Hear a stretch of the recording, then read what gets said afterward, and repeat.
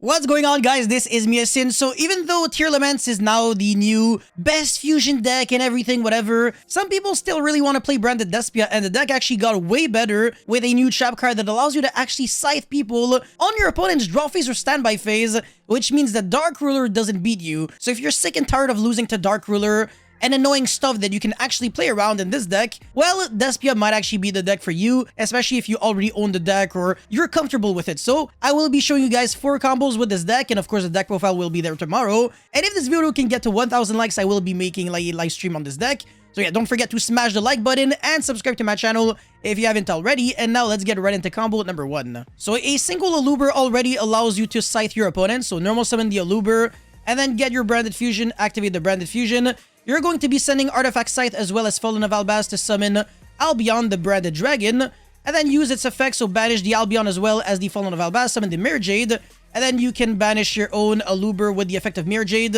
It really isn't the fact that you're banishing Aluber that is relevant, but rather the fact that you're sending the Albion so that you can trigger its effect on the end phase and get your set for Branded Expulsion, which reads, tribute 1 fusion monster, then target 2 non-fusion monsters that are either in the banished or in either's graveyard. Special summon both of them.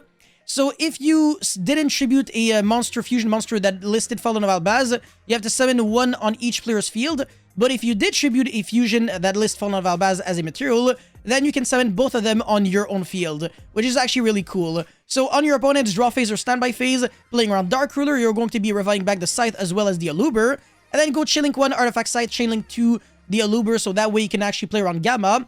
Or if you want to play around Gamma and Imperm, you can revive back 1 monster on your opponent's field, so therefore there won't be a monster for your opponent to, well, there's going to be a card on the field, so your opponent won't be able to Imperm, and same thing for Gamma. And that way, you really don't have to be afraid of anything. Artifact Scythe is going to be fully resolving regardless, and the Dark Ruler, again, will be pointless.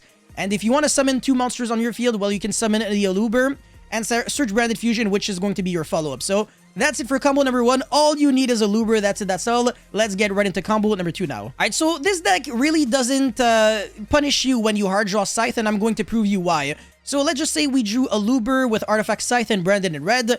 Look at what you can do. It's actually really, really cool. So the Aluber is obviously going to be searching for Branded Fusion. Branded Fusion this time does not have to send the Artifact Scythe because we already have it in the hand. So we can actually summon the Lubellion by sending a Dark Attribute, which makes us generate more advantage.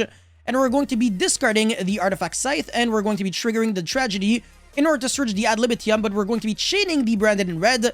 Recycle back the Fallen of Albaz, banish the Lubellion as well as the Fallen of Lubellion and Albaz to summon the Mirror Jade, and then that's going to be, well, then the chain will resolve backwards, so we're going to be searching the Ad Libitum, Lubellion will resolve to summon the Albion, and now we're going to be using the effect of Albion and chain Mirror Jade, sending Albion in order to banish the Aluber.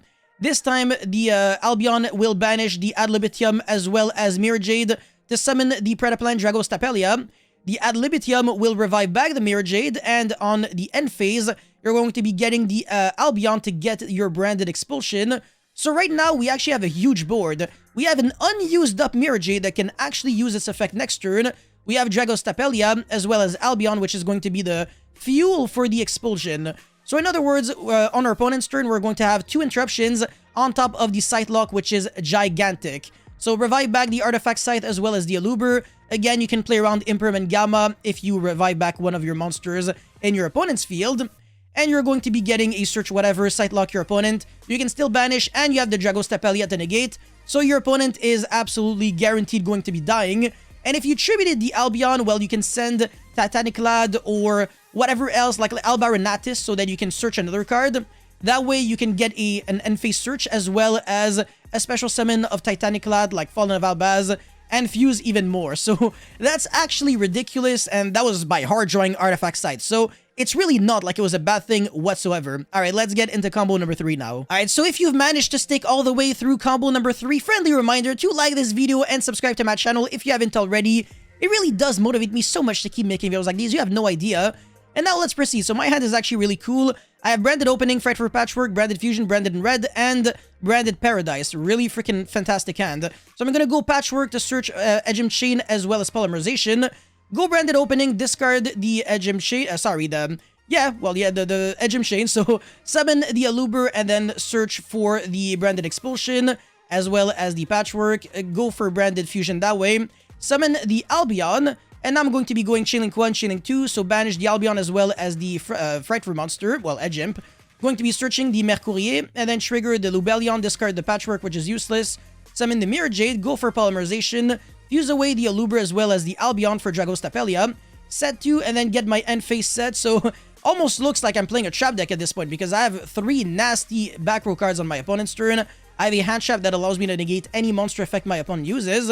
I have Dragostapelia and an unused up Mirror Jade. So that's really oppressive, and I really don't think a single meta deck can win through this. And again, Dark Ruler does not beat this because you still have interruptions in your spell and trap zone and in your hand. So again, if you're sick and tired of getting hit by Dark Ruler, I know a lot of people are, especially tier Laments players right now, you can revert back to this old strategy, and it might actually work a little better for you, especially since a lot of people are playing hand traps that might be good against tier Laments, but not necessarily good against this Despia deck. That's it for this combo. Let's get right into the 4th and final one. Alright, so this is the 4th and final combo. I'm going to be playing through a couple of hand traps. Well, a couple of board breaking cards, I guess. So Ash, Dark Ruler, a few good cards in hand, and the top deck is going to be Imperm. So how can I play through all these cards with the hand that I currently have at my disposal?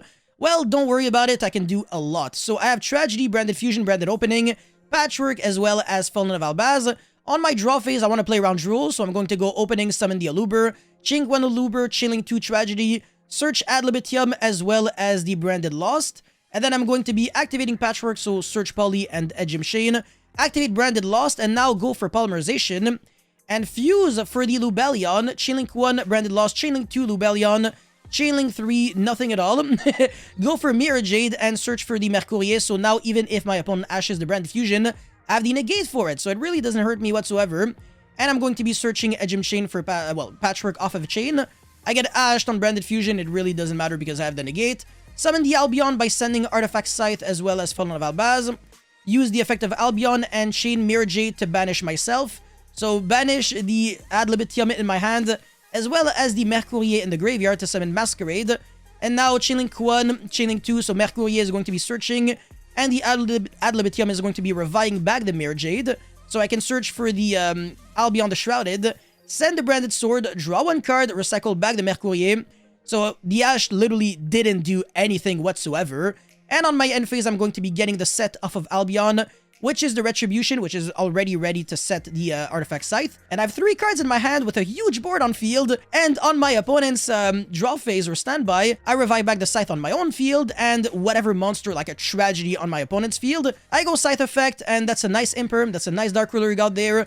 You still lose. So yeah, this deck is really cool at kind of rewarding you for doing the right judgment calls, for understanding how your own deck functions as well as how the opponent's deck functions. So even though this might have a lower quote-unquote ceiling than the tier Laments decks, and it might lose to Ash a little bit more, some people are actually cutting Ash from their deck slowly but surely. They were playing a lot of light and dark monsters, maybe if they were playing Chaos Ruler in their deck or whatever else reason. So I actually saw less people play Ash. I don't know, maybe it's just me, but yeah, maybe this deck can definitely be a meta call or a sleeper contender still in the tier 1.5-ish section, depending on, of course, how you see things, because tiers are always extremely subjective. But yeah, that's pretty much it for this video. I guess let me know how you feel about this deck in the comment section below. As always, don't forget to like and subscribe, and I'll see you guys very soon. Peace.